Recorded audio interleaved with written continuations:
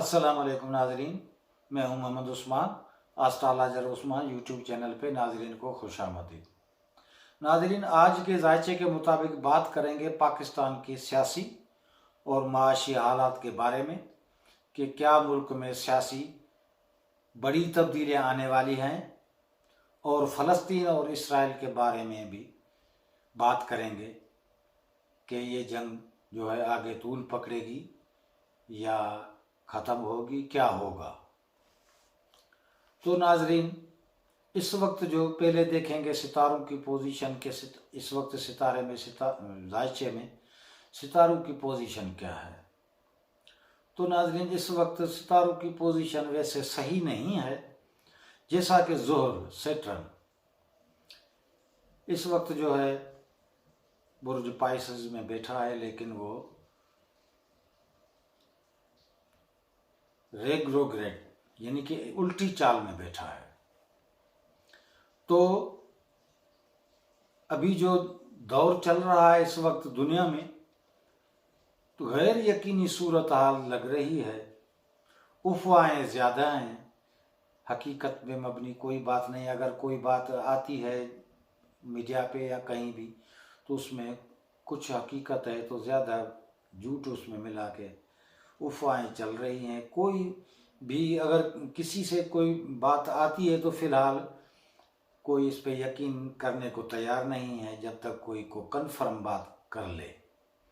लेकिन ज़ुहल जो है, अब मैं बताता चलूँ कि ज़ुहल इस वक्त जो है उसका क्या किरदार है और आगे क्या होगा। इस वक्त तो वो उल्टी चाल में बैठा है, तो खामोश है, तो इस वजह से कोई दूसरे भी जो सितारे हैं जैसे जुपिटर है वो भी उल्टी चाल में बैठा है, वीनस है वो भी हबूत में बैठा है, और शम्स जो है वो भी इस वक्त हबूत में बैठा है। लेकिन एक मरीख जो है वो यानी कि अपने खाने में साथ बैठा है। बहरहाल ज़ुहल जो है, ज़ुहल वैसे इसके जो असरात हैं ये सियासत में बड़ा असरअंदाज होता है। इदारों का क़याम, साइंसी उसूलों पर तहकीकात करने वाला, काबीना के मेंबरान के दरमियान भी इख्तलाफात पैदा हो जाएंगे। बादशाहों, बरसर इक़्तिदार यानी कि ऐसे समझो कि डिक्टेटरों या उनके जायदादों, खिताबात वगैरह की बर्बादी, यानी कि बरसर इक़्तिदार तबके का ज़वाल ख़ास तौर इससे मंसूब होता है। तो इस वक्त जो है ये औज में बैठा है, लेकिन उल्टी चाल की वजह से अभी कुछ असरअंदाज नहीं हो रहा।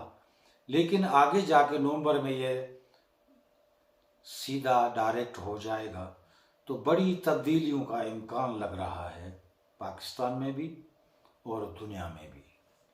क्योंकि पाकिस्तान में ख़ास करके सियासी तब्दीलियाँ, इसका बड़ा इम्कान लग रहा है कि सियासत में कुछ बड़ी तब्दीली आएगी।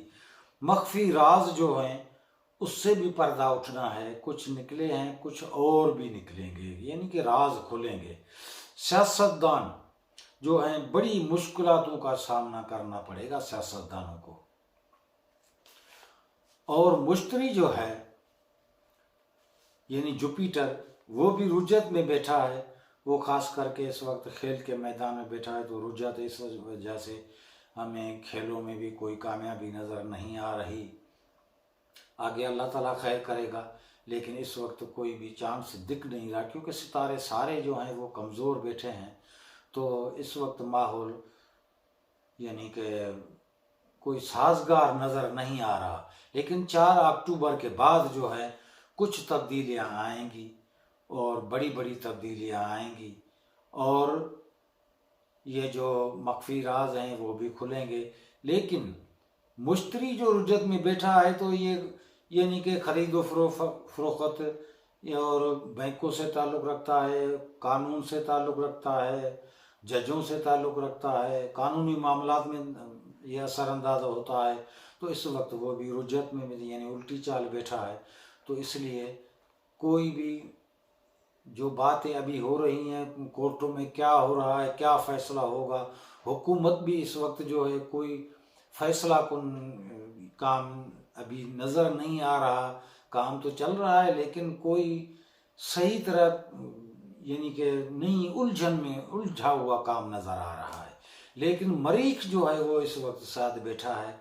वो मरीख जो है वो इस वक्त जो है ज़्यादा अच्छा बैठा है। तो मरीख वैसे भी मंसूब होता है फ़ौज से, तो इस वक्त जो है वो सही बैठा है।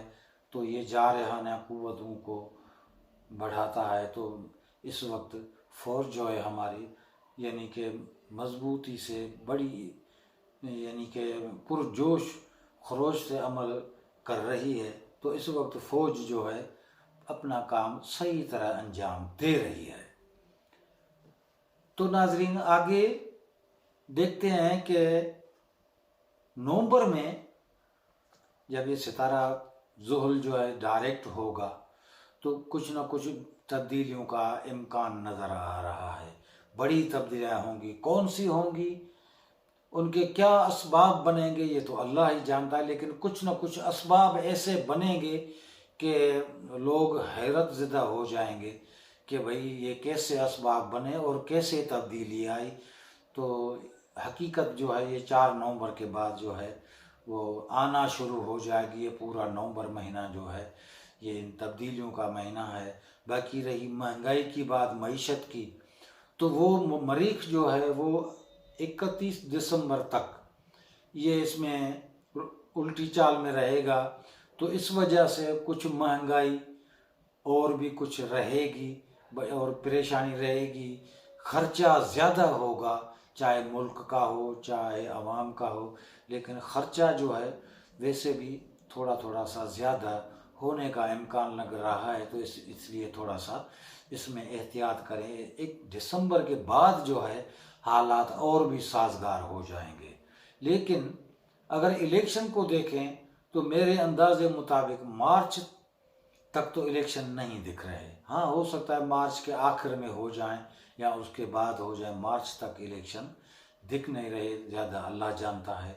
लेकिन हमारा अंदाज़ा जो है सितारों के हिसाब से तो मार्च तक कोई इंडिकेट इलेक्शन का नहीं दिख रहा। अब बात करते हैं फ़लस्तीन और इसराइल की।